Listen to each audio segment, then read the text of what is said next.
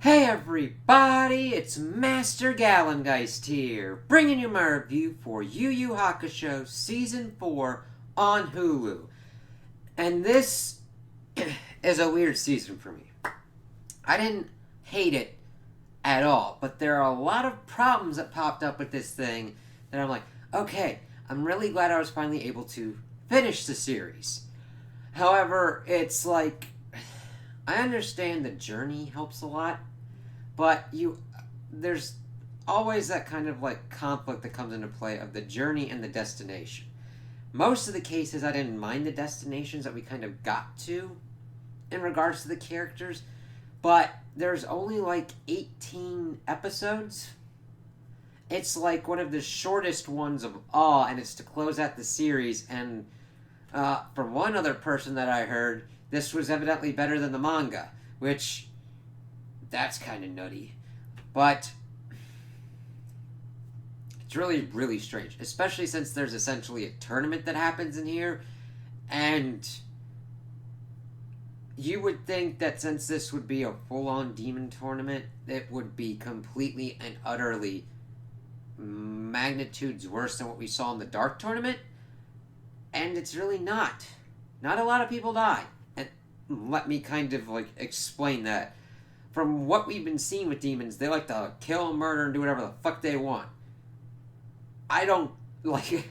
I mean, as a person, I'm alright with like no deaths and everything like that, but there's a lot of weird shit that kind of like messes with what kind of goes on. Now, I don't need there to be blood, guts, and everything like that. I actually kind of liked that the demons were kind of focused on a certain thing and not focused on killing and hurting other people.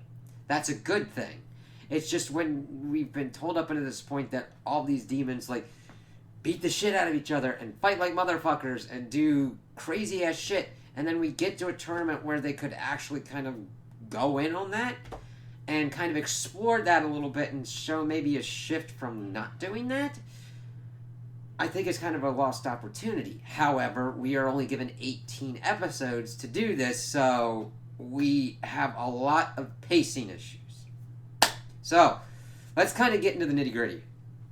We have now come off of the whole Sensui arc, and Yusuke is still kind of mucked up and trying to figure out kind of who he is, because his demon great, like 44th generation grandpappy was able to fucking like possess his ass and do shit with him. That's never really brought up again,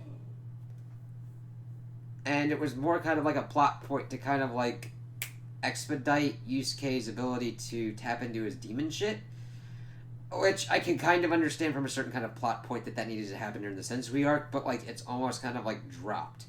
And then we don't really get as much into Yusuke's demon heritage because it's talking about like the logistics of being a demon and what that kind of entails. Because he's like, I kind of want to figure out who I am and all that, so he goes to Genkai to kind of figure that shit out. She then moves him onto the first spirit detective.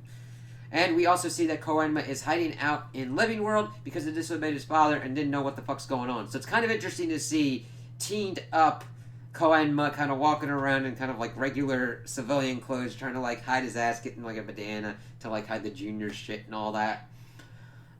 Because Yusuke also talks to him, and he's like, just kind of weird. So we meet this first spirit detective, who's evidently just the predecessor of Sensui. So in all total, we've only seen like 3 spirit detectives at this point, and I'm just like, okay, we could kind of need to go. I'm weird because I usually like to go in depth and lore kind of stuff with certain things. I'm like, why has there only been 3 spirit detectives? Now, granted, I know that's not very vastly important to what we're dealing with Yusuke at this moment, but it's like, that's kind of interesting, because she kind of briefly crossed paths with Sensui and was like, that dude's got some shit that could like go nutty. But he like gets introduced to their kids who can like fucking kill demons and shit, and just tries to kind of like talk to her. And we also get this like dude her husband trying to like tell his fortune and stuff before 3 kind of like Buddhist monk looking motherfuckers pop up and be like, hey, we're here under Grandpappy Lord Ryzen, and he wants you to come to Demon World to like do some shit. So they kind of lay down that the Demon World is ruled by 3 kings: Ryzen, Yomi, and Mukuro. And they kind of keep a balance of power. But Ryzen is going to be dying soon, and that's going to shift the balance of power. Makuro's like, do whatever the fuck you want. Yomi wants to pretty much unify the demon world as much as possible under kind of one rule. And then we don't really know much about going further past that. Now, granted, these are good enough for, like, interspersed kind of what their kind of objectives are, but we kind of needed a little bit more. I'm almost like a lot of the stuff in this could have been expanded upon on portions of more seasons. And granted, I understand that if not handled correctly, those would become ungodly, long-ass things that could be fillery as fuck. But we also get to this point, it's like, what the hell? Okay, I was like, alright, I understand that Makuro's like, yeah, eat humans like a motherfucker. Because Ryzen's like, I don't eat humans. And we do eventually get that information. But, of course, Yusuke kind of tests them and kind of gets beat, but then punches the one of the monks. He's got, like, elastic, pretty much kind of stretchy powers. Hakusho? Yeah, I think. I don't know. The dub kind of... he was more kind of consistent on his, at least, pronunciation. But Yusuke pretty much has to think about this, but the thing is he wants to do it right. So he pretty much thinks about it, pretty much runs it by Keiko. She's like, fine, whatever. But he's like, hey, listen. Because there's pretty much this thing of being said that if he goes there, he can't come back. And he's like, listen, no matter what, I'm going to be back by my 18th birthday, and then I'm going to marry you. I was like, all right. And another kind of weird thing that we got was that the first spirit detective was kind of pissed off at Yusuke because he's trying to figure out what's going on with the whole demon thing and demons eating people. He's like, fine, whatever. It was kind of a mature response, which is like, you said they were fine with them eating people. It's like, if they need to eat people, should I hate them for that? It was actually a very kind of reasoned kind of response on Yusuke's part. It's like, God damn, you don't usually get that. I'm not advocating the eating of people, man. All right? It's an interesting kind of dialogue to actually get into the nuts and bolts of that stuff, but it doesn't really get much more past that because we never see where demons get people to eat actually in Demon World, or them eating demons, or really eating any food, or the problems of Yusuke having that he's like mainly human, but he's also part demon, but we don't see that his body requires eating people. We don't see him kind of dealing with that. That's an interesting aspect that I wish that they had kind of integrated more. Now, they do integrate it more into his power base in the fighting thing because the main objective is this fighting.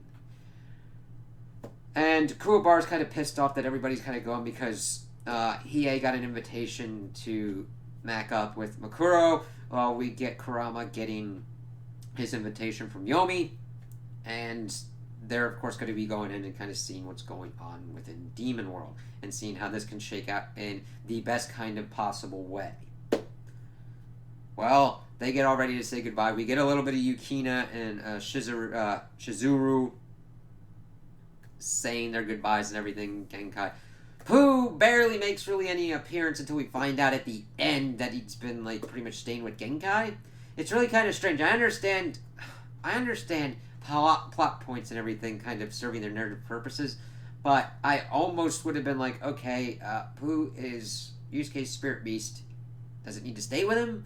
Why can't it just kind of like go off if they could both kind of like accidentally get killed? If one accidentally gets killed, the other one dies. So you would think that they would want to stay together as much as possible. That could have been a kind of thing to like mac around with Yusuke's power level or whatnot. But it kind of almost like drops like, yeah, Pooh turned into this phoenix fucking bird in the last season. We're just gonna not really deal with that. So you're like, okay, well, they go off to Demon World. Yusuke pretty much runs in and is able to keep pace with the demons, getting to Ryzen, and he's pretty much tries to be like, you motherfucker, you took me out of you fucked over my fight with Sensui, and tries to fight him, but they're not even on the same level. He's like, yeah, you gotta move me off this throne, and then Yusuke pretty much blasts away the throne. He's like, technicality, you little bastard. And it's interesting that he's voiced by the same voice actor that does Kuwabara, but it's not like they at least give him a different kind of sounding kind of voice, so that it's not like, hey, it's just copy and paste. It's like, hey, Kubar here. And it's like, hey, I'm Raita. You know what I mean? There's at least enough differentiation. It's not like... that would have been kind of funny if it was a practical joke, and that instead of Ryzen, it was actually like Kuwabara dressed up and fucking with Yusuke for a minute. Okay, that's kind of a weird one. Didn't mean to go on that kind of tangent. But we see that there's marked power differences between our different kind of the S-Class Kings and where our three main cadres are. And that's pretty much the end that we had gotten of Kuwabara and Yukina. It's really kind of weird. We get him back at the end, but it's like, I understand that you have to focus narratively on your certain kind of things, but this is the final season, and there should be shit kind of worked out with that. Because Yukina tasked Hiei with finding her brother and giving the mother's tear to kind of like find him and everything. And of course he keeps dodging that shit like ain't nobody's business. But we kind of learn more about Hiei and Karama as well. The biggest kind of issue that I have is that we get major exposition plot dumps with Hiei, Karama, and Ryzen. Mainly because we've been through with Yusuke throughout his whole entire journey, so there doesn't really need to be any exposition or plot dump much in regards to him. Now, my problem with these is that, of course, we've got less episode times, but I do like that we get them, okay? It's the execution on how that kind of works out. It's kind of like, hey, whoo, plot. Like, you just look up, you just hear this noise. It's like, what's that? You look up in the sky. It's the plot. It's like, ah, shit, it's going to dump on me. And then it dumps on you. Now, granted, it's information that's important to you, but you kind of want it in a better way than something hovering over your head and be like, open wide, motherfucker, and whoa. So, we see that, let's go, he is the first one that gets it, and he's pretty much being macked around with Makuro, being pretty much pit up against like all these A-class demons, pretty much showcasing how powerful our heroes are at this point and how much further they have to go, which is important for us so that way we have an accurate gauge of where they're kind of at when the tournament kind of starts. And we see that he pretty much gives us certain information that he was, of course, born in this ice village, and usually it's kind of an Amazon kind of deal. They're kind of ice maidens. After about like 100 years or so, they just magically pop out a baby. Well, his mother went down, macked around, and got pregnant with 2 babies, one being Hiei, who became like a fire demon, so they had to wrap his ass up because he was perpetually on fire, which, ironically enough, doesn't happen a lot. I mean, granted, when you're born and you're like, I have fire powers, you're going to be fucking toasting up like a motherfucker because you don't have control of that shit. But, of course, now granted, it's not completely out of the blue because fire attacks are Hiei's specialty. The Fist of the Mortal Flame, Dragon of the Darkness Flame, all that kind of stuff. And it's just, I would have been kind of cooler to see him utilize kind of like Flame Wars or other kind of different kind of things as we've seen. So they pretty much tasked his mom's friend with pretty much chucking the baby over their floating ice fortresses things like, if you come back, kill my ass. So he goes down, he gets pretty much wrapped up, he kind of loses the pendant that he's got. He's of course been searching for it for forever. He pretty much just, because everybody was like going for it, so he pretty much tested his skills and was just pretty much visiting his hurt upon other people and just like killing, maiming, doing whatever, even going bloodthirsty enough that the bandits that pretty much accepted him were just like, you fucking freaking me out, bro, what the hell. And he of course lost it, and then of course he wanted the Jigan Eye to kind of search for that in the village and all that, and that he gets by this Shigure dude. Shigure? Shigure. Doctor with a big donut blade. So, that's important because he got the Jigan Eye, he taught him this thing, and Makuro pretty much sent them after each other. Hiei sacrifices his arm and is able to pretty much take the dude out, but neither of them die. But Makuro kind of like, she's like, I've been through, we've learned out that she's been through shit, she's S-Class demon, and she's been through all this kind of stuff and feels a connection with like Hiei's kind of like hatred and stuff. She also does bring up, like, yeah, if you hated them so much, why didn't you kill them? Because when he went there, he pretty much saw that their existence was just in fear of other people and that they were already pretty much dead. So he's like, yeah, fuck it. Which shows a depth of emotional maturity that is quite impressive on Hiei's part. Because you would think he just would have went through them and just, like, taken them all out. But he didn't. And he didn't even kill the person that fucking chucked his ass as a baby. He's just like, fuck it, whatever. Went off and did his own kind of shit. Then we also see that Karama goes off to Yomi. We learned that they actually have a history as well. Yomi's like, yes, I'm going to put you on my council. Of course, tests him and all that shit. The rest of his people are like, yeah, screw this. Especially this, like, general dude's like, yeah, we need this fucking army to do this shit. And Karama's just like, why don't you tactically look at what's going on? Like, you think that Ryzen's army is just going to fucking flat-ass bomb, like, disintegrate after his passing. And look at, like, anybody else's kind of second-in-commands and how strong they would be and how that would kind of affect the chain of command if the top dog gets taken out. And that's an important kind of tactical thing for Karama to kind of point out to Yomi. We also learned that Yomi and Karama have history in that they used to run together as demon buddies, except Yomi was a fucking... He was Leroy Jenkins from the WoW thing.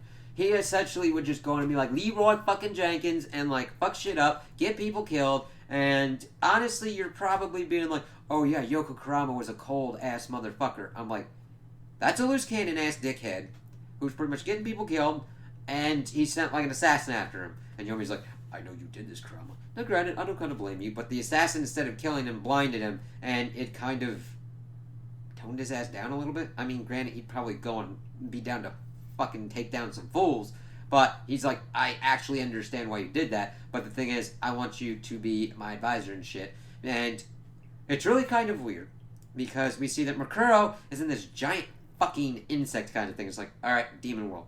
Fuck it, I get it. Ryzon's in pretty much kind of basic kind of, not primitive, but like stone, stuff built for the desert kind of shit. It's like, alright, cool. Yomi's kind of domain is fucking techno cyberpunk. Granted, we don't get a look into the city, so we don't know that many people being but it's like technologically fucking advanced. They got computers and shit, and they're like cracking out Excel sheets and charts and shit. So it's like, boom, it's like, alright. Granted, it's fine. I just need a little bit more of an explanation of why they could essentially fucking thunder nuke the human world if they fucking wanted to. It's like, why? Kai barrier? Okay, cool. Which is a point that gets brought up 2 times later. But we get that kind of information. It's like, yeah, I could understand Yoko Karama kind of doing that. And I know you're trying to make him seem like a cold-ass motherfucker. But this dude's kind of like getting a lot of people killed and just being a general dick cheese. So it's like, okay, I tried to tell you not to fucking do this shit, so I guess I'm going to have to send an assassin after your ass. And the thing is, he's like, you're going to be with me. Otherwise, I'm going to kill your mom. And Karama had to go out, kind of deal with this parasite demon, and then kill his second-in-command because he was being a douche nozzle. And he's like, the power level thing. I kind of like that they did the kind of power level thing to kind of like riff off Dragon Ball. It's like, your power level shouldn't be able to do this. I can turn in my demon form, dick cheese. What do you think I'm looking like? And now granted, Karama doesn't literally say that, but that's the kind of vibe I got off of it, of like, do you think I would do this? And Karama is tactical as shit, man. He's not gonna just walk around thunderdicking everywhere, being like, this is my power. He uses it when he needs to use it. And Yomi's second-in-command dude pretty much learned that. And Karama also was like, hey, let me go and do this. And he brought all the people that pretty much was befriended during the Dark Tournament after they trained with Genkai. That was pretty funny. I kind of like seeing him do that. But the thing is, it's cool to kind of see how their power level gets up before everything kind of starts going to shit. The last kind of info we get is on actually Ryzon. We see that Yusuke's pretty much been training for about a year. We get into long kind of time frames condensed, almost like the hyperbolic time chamber. So Yusuke pretty much goes off and tries to keep beating Ryzon, and the thing is, they're like, wait a minute, they could time what time of day it was, if it was like mealtime, by Ryzen's stomach, like, but it wasn't doing this, and he tries to pretty much eat Yusuke, but Yusuke's able to kind of like snap his ass out of it before we get him pretty much laying out his life story before he dies. So he pretty much goes to like a little bit ago, like about 700 years, when there was no Kakai barrier, and like there was more malleability between the demon world and the living world, which I would think there'd be more spirit detectives to kind of like handle that shit, unless King Yama would just send his fucking special forces to pretty much try and keep the peace. But the way Raizan was talking about is like, hey, warlords even fucking like employ demons to do shit. So it's like, it's really kind of weird because they're putting it in there. I'm like, we could have had a prequel series talking about that. That sounds pretty interesting. Prequels, you have to be very careful with how they do shit. But I mean, that's far enough back that you'd be like, hey, this sounds like an interesting time period to look at. Well, he was kind of like a thief dude and pretty much got like fucked up. And this human woman's like, hey, come on in. I'll like patch you up. And she's like, rrr. It's like, eat me if you want. And then instead they make love. And he then pretty much swore off eating humans until he saw her again. But of course she then died, so then he never ate a human again. I can get that, but we don't get any kind of thing of the understanding of if he could eat other foods, if there are any other foods available, if there are any other kind of humans around for other people to eat, because Yusuke was able to smell that Hakusho had been eating humans, but we never see any of that. It's kind of an important plot point as it's done in the beginning, and especially to Raizan, but it isn't explored in any depth. It's really kind of strange. But then he's like, yeah, oh, you're fighting for her? Get back to her, man. Yeah, and he dies. Of course, they talk about that. And then Raizan's pretty much super awesome S-class demon motherfucking friends pop up and be like, hey, man, this one chick actually loved him, but instead married this Enki dude, who I like, by the way, for reasons that we'll also get into. And she's like, I loved you, you bastard, and is drunk and shit. And his friends are like, oh, these are pretty cool people. I'd like to know about their characters. But we only saw a little bit of flashes and shit because of the tournament. Well, he's dead, so Yusuke decides to go to Yomi and actually takes those kind of tier things, pretty much the whole treasury of their kind of kingdom, and writes like all these demon names on it. We see that Yomi's pretty much like, yeah, he tries any shit Karama, you and everybody pretty much fucking kill him. But he's like, listen, I want a tournament to determine who is the next Demon King. Open to everybody. I'm like, this sounds like something that any, like, now granted, you need a ruling demon to be open to the possibility of losing their position in this kind of tournament. But, of course, Yusuke really doesn't give a crap, and that's also beside the point. It helps focus all of the demons to, like, not be kind of assholes, interestingly enough, because they're doing things that they're doing the fighting and kind of letting out that kind of aggression in a kind of more positive way, which I kind of like that kind of showing of this tournament and what it kind of does. Now, granted, they're unleashing unholy hell and shit on each other, but it's like, oh, this is kind of interesting. Yomi's like, you know what? Fuck it, I'm down to clown. Makuro and Hiei were looking at it too because they knew that Raizan was dead, and they're like, alright, yeah, I'm good with this. And Makuro was interestingly enough to give flowers to Yusuke to be like, could you put those on Raizan's grave? He's like, yeah, sure, whatever. And then we get this whole kind of tournament started, and we also see that Yomi is pretty much getting his son involved. Like, the son is even like a test tube kind of baby, and they're able to kind of like make him into like fucking like I'd go 10 at the most. Granted, I don't know how demon world shit works, but they're able to kind of like get him up and he's like, yeah, I'm going to do this to pretty much get to being the Demon King kind of shit. And you're like, alright. His name is Shigure, and it's like, alright, fuck you, Yusuke. Granted, it's not as like as hard as that, but he's like, screw you, man. Yusuke's like, oh, is he going in like a Little League division kind of shit? He's not being like facetious or anything. He's like, oh, that's kind of cool. He's like, no, I'm fighting in the big boy league, man. And it would have been interesting to see if there was like a kid one involved, because not that if they wanted to participate in something like that, you don't want a fucking small baby demon that's probably not even on a power scale level getting fucking thundershot by an S-class. You don't want that possibility, man. You want to like make sure that they can effectively do some shit. So, this tournament goes kind of weird. Because most of our heroes, all of them lose. Granted, there's about one victory. I mean, they get through certain kind of things, but none of them kind of win the tournament. But you kind of feel that their overall objective, with even though they lost those battles, their war was pretty much won with how this kind of like introduced a level of camaraderie between the demons to actually doing this kind of thing and be like, wow, it's like Yusuke said, a presidential election with fists. In a granted, better and positive way of what you would kind of think of that kind of thing, because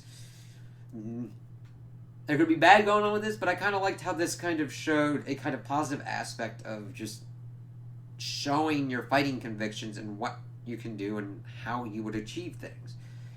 So the first kind of bits, we see pretty much most of our big boys pretty much fucking over a lot of these other kind of demons on these big kind of platforms that were kind of interesting as they're kind of arenas, but nothing much is really done with them except to be destroyed, which I'm okay with, but it kind of lends to some things being kind of like not completely copied and pasted, but definitely kind of reused. The main one that we got to see in this kind of stage of it was Yomi fighting his son Shura and pretty much seeing his younger self within his son and trying to show that it is not wrong to concede defeat in certain instances as long as you learn from it and gain something from it. And we see that Yomi pretty much outclasses Shura with little to no effort. And he doesn't get inordinately angry with him. He's just like, no, I understand, but you can't beat me. And it's not from a haughty of arrogance of like, I am uber powerful. I am a god kind of thing. It's more of, I'm more experienced. I have more training. I have skills. I have abilities that you have not had the time and abilities to counteract or form strategies against. It's like, I like that kind of story told and kind of journey felt. And you see that, like, yeah, sure is broken up about it, but he accepts it, he cries and gets through with it, and they kind of get on their way. Makuro's, some people pretty much just, like, knock out. We see that some nice kind of fights with pretty much the S-Class demons that were friends with Raizan. A lot of them beat the fucking shit out of, like, Toya. Chu gets beaten, but mainly because he has the hots for who's fighting his ass. Rinku pretty much gets the same way. Shiki, Suzuki, fucking Jin, they all get their asses, like, beat in certain instances, and it's just like, shit, it's hard to watch, but they aren't, like, horrendous defeats. It's more like, yeah, they didn't win this time, but they still got something positive out of it. And I'm like, I like that. It's really weird that I've seen that this tournament shows pretty much a lot of people losing, but that being done in such a positive way. It's weird. I get it. I understand. It shouldn't make that kind of sense, but it's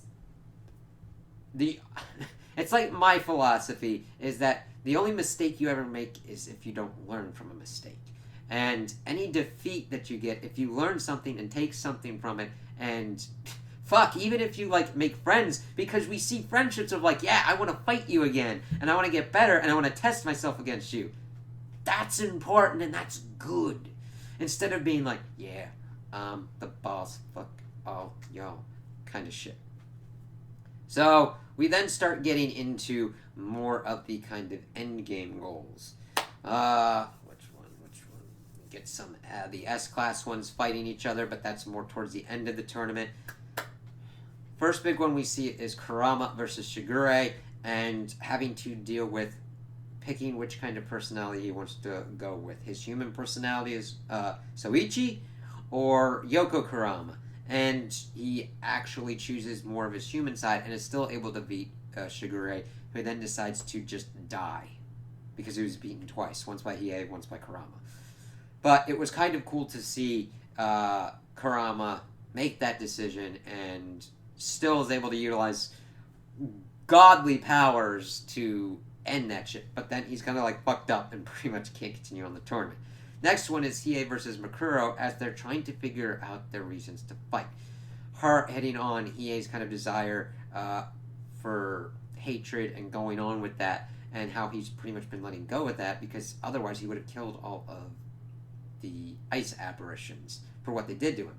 And he, of course, brings up the same kind of thing with Makuro and pretty much taking off her shackles from her being enslaved and all that kind of stuff because she still felt that in her mind and she still even wore one of the shackles, but it breaks off and breaks away, and it's really kind of cool, and that's a profound change for her as we see at the end of the series that she is not as strong as if she had focused and refined that hatred, but that does not mean she could not be as strong if she moved on a new kind of path. It's like, So, of course, Hiei's knocked out, and then Makuro's moving on, and we get a big matchup between Yusuke and Yomi.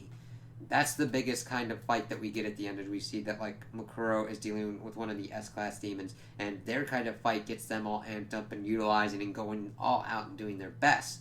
And we see that Yusuke is at first having doubts because he does not he doesn't think he's got a reason to fight.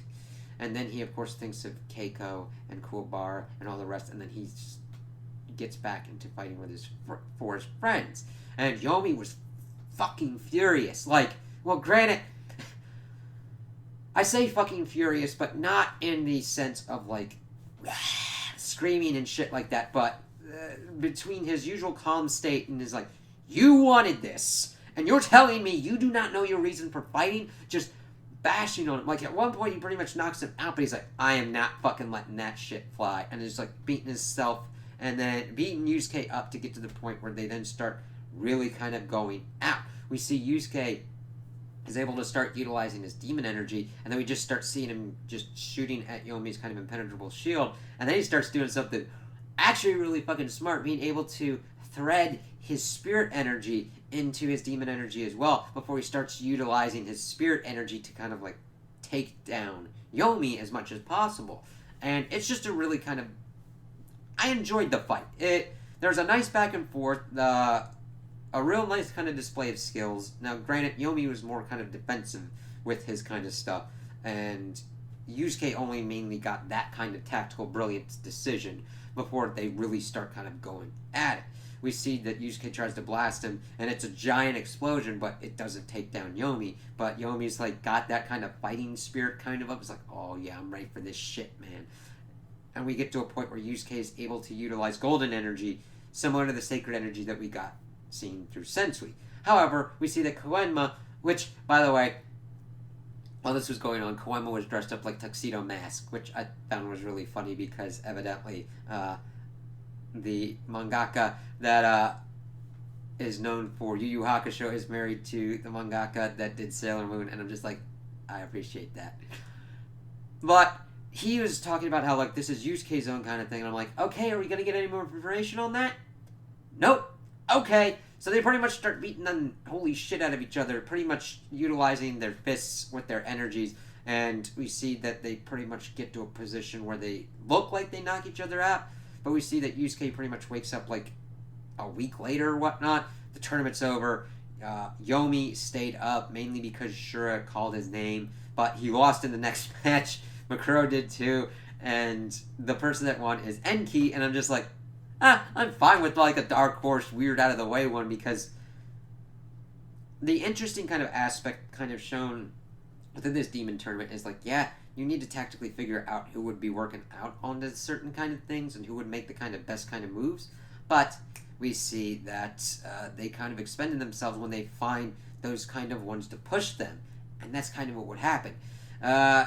You'd be lucky if you would probably get those kind of ones into the end game kind of tournament scenario, and normally, and usually you'd probably see someone like Enki kind of win like this. He's like, yeah, okay, I'm the king now. This is probably kind of cool. Thank you guys. My first law is no mischief in the human world.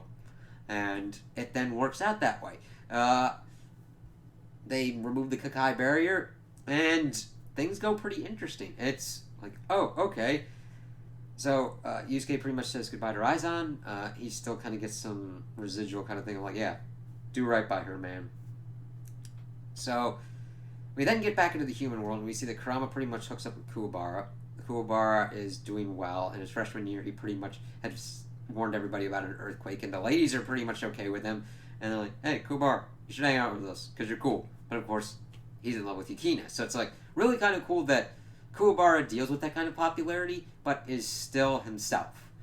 It's just weird that we had to wait toward the end of this. So they pretty much get called the Genkai, and we also get the information, like, Kuwabara's like, hey, Karama, how the fuck are you here with the Kakai barrier? It's like, no, there's the demons in force, no mischief in the human world, so the Kakai barrier's gone. The losers of the demon tournament pretty much patrol, so that's pretty much Hiei and Makuro. And, like, they also find this, like, tabloid kind of thing about, like, a three-eyed alien, and that evidently humans, for some reason, can, like, get into demon world. Like, they fall through, and this dude's like, hey, he's an alien. It's like, alright, wipe his memories and shift his ass back there. I'm like, you could have explained that humans have been popping up and through demon world. I didn't know that the Kakai barrier would stop that, because fucking Sensui could fucking just like, I'm through the Kakai barrier. It's like, okay, that would be interesting if you'd explain that that's how, like, demons are able to get humans. It's just so, I don't mind it. It's an interesting kind of problem for the demons to have, but it, like, I needed a little bit more to connect that with, because there's a lot of things you could have done to kind of explain that and do more with that. It's like, alright. Showed an interesting way to see that Makuro and Hiei were working together. Like, yeah, I'm cool staying here. And then we, of course, see that Shizuru, Yukina, and Keiko are there at Genkai, and she's talking about, like, yeah, I'm getting old, so the thing is, I'm going to leave this place to you guys so you can take care of, have this as a halfway house for apparitions and make sure that they're okay, because that's how Pooh pops back up. And that it's, like, all this land and everything. It's like, wow, okay. Definitely have to deal with this. And that Yusuke has just been fucking around. Like, he got back, but there's no valid explanation for why Yusuke has been mucking around. It's not like he went like Kaden Kung Fu and walked the earth to do some kind of thing or soul search or do something for Keiko or whatnot. I swear to God, it was just a plot demands that Yusuke has to be back so that Keiko gets this kind of moment where they're at the beach. They're kind of sad that Yusuke's not there with them, because that would be the last one. Keiko then screams at the sunset that Yusuke's a fucking idiot and that she's not going to wait for him anymore. It's like, hey, I'm right here. And we just get that moment. And then she, of course, runs to him, kisses him. And, of course, I like that moment. I'm like, oh, that's cute. I'm really glad that they're together as they're playing in the ocean. But I'm like, any kind of explanation for why that worked and what was going on with that? Yusuke would have a valid option. He loves Keiko, and Keiko loves him. He just wouldn't fucking, like, essentially act like the plot's like, you will sit in the box until called. Yes. No. It's not like he's going around sticking his fingers in light sockets or anything. Even if he had a valid reason of, like, dealing with some kind of demon thing or whatnot, or some kind of cursed object or whatnot. Sure, okay, cool, I can dig that. Nothing. And then, of course, we get him ending with his bang and everything, and it's like, okay, I'm alright with the destination. It just needed a little bit of work for the execution and everything. Man, it's been years for me waiting to see these last two seasons and see the end of this show. And it wasn't horrendous, and I don't think it's completely bad, but there's a lot of things that they made choices-wise that really confuses me, and they could have done it a lot better. And I'm just like, 18 episodes, pretty much the shortest one of the seasons, with all these cool kind of things that they really could have delved into and did a lot of cool shit with. And they don't. They do a little bit, but it's like, it's... Whenever I'm, like, reviewing something, I tend to go harder on something that either has a lot of potential and they don't reach it, or it's got potential and they just do a little bit of it. I'm almost usually more disappointed on something that has potential and they do a little bit of it. Like, if I see something and they at least gave a game honest try and I'm like, oh, that did not work out.